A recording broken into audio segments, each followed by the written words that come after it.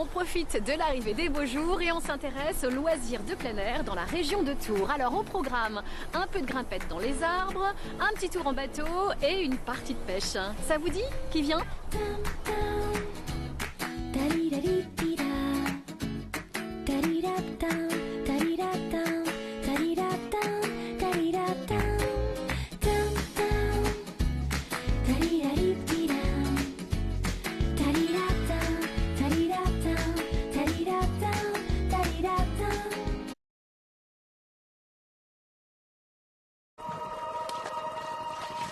Le temps de se sécher, on prend un peu de hauteur pour rejoindre Cédric à Fondette.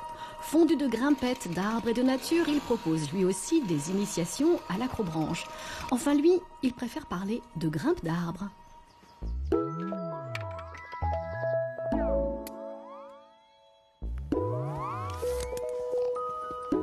Pour accompagner Cédric, il faut comme lui aimer prendre de la hauteur. C'est un métier, vaut mieux pas avoir le vertige. Non, 15 mètres, c'est pas très haut. On peut monter beaucoup plus haut, plus de 30 mètres. Là, alors qu'est-ce qu'on fait là? Ah ouais, on va défourcher. À certains moments de l'année, Cédric taille, raccourcit et tête, dans le respect de chaque essence d'arbre. L'élagage est un art à part entière. C'est vraiment l'expression de soi-même. Une fois qu'on sait tailler, chacun peut s'exprimer par le biais de la taille en fait. C'est ça qui est intéressant d'ailleurs. Je suis tout seul avec mon arbre et je suis bien comme ça. Peut-être aussi un retour à l'instinct animal. Avant, on n'avait pas besoin de cordes pour monter là-haut. C'est ma vie, c'est mon boulot, c'est mon quotidien. J'y grimpe, j'y travaille, j'y dors, j'y mange. Donc il faut aimer ça, forcément. Surtout quand il fait -10, qu'il pleut. Voilà. Ah, j'ai un nœud qui descend. Au revoir. Ouais, les hasards de la vie. Les rencontres, souvent on parle de rencontres humaines et là je pense que c'était une rencontre végétale.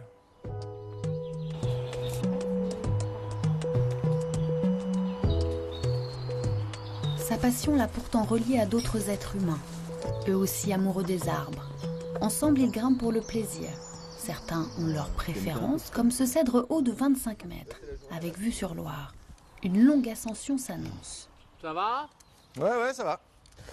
Je vais remonter la corde d'accès. Bon, je vais la mettre le plus haut possible. Encore que, si tu veux faire un peu d'alternance. Ouais, mais on pourra la quitter plus tôt.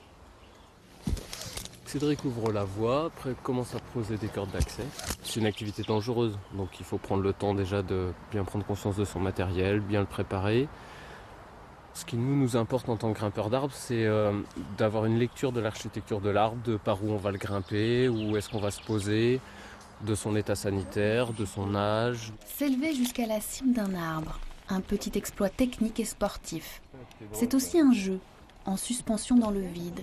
Sautiller de branche en branche comme n'importe quel oiseau et faire le singe comme n'importe quel enfant. Et le jeu en vaut la chandelle. Une fois en haut, la vue sur le château d'Amboise est féerique. Chacun s'installe à sa guise, un peu comme à la maison, profitant de cette parenthèse aérienne. L'idée de se sentir intégré à cette nature de manière globale en fait. On se sent animaux parmi les autres animaux finalement. Pas cette espèce humaine magnifique, dominante, tout simplement des animaux parmi les écureuils. Ou les oiseaux qui peuvent passer aussi. Je ressens des choses similaires sur l'eau. Quand je suis sur un bateau, la notion de temps disparaît, ou en tout cas elle est plus la même. Donc là, depuis qu'on est dans l'arbre, on discute, on échange, on partage, on a décidé de manger en haut et on ne sait plus quelle heure il est. Chaque grimpe est une aventure, avec ses photos souvenirs. Croyez-nous, l'expérience vaut la peine d'être vécue. L'été, Cédric et ses amis proposent des sorties et des initiations aux grimpeurs novices. Reste encore à gérer la descente. Ça termine pour nous en Touraine. À vous de prendre le relais et on se retrouve dès la semaine prochaine avec grand plaisir. À bientôt.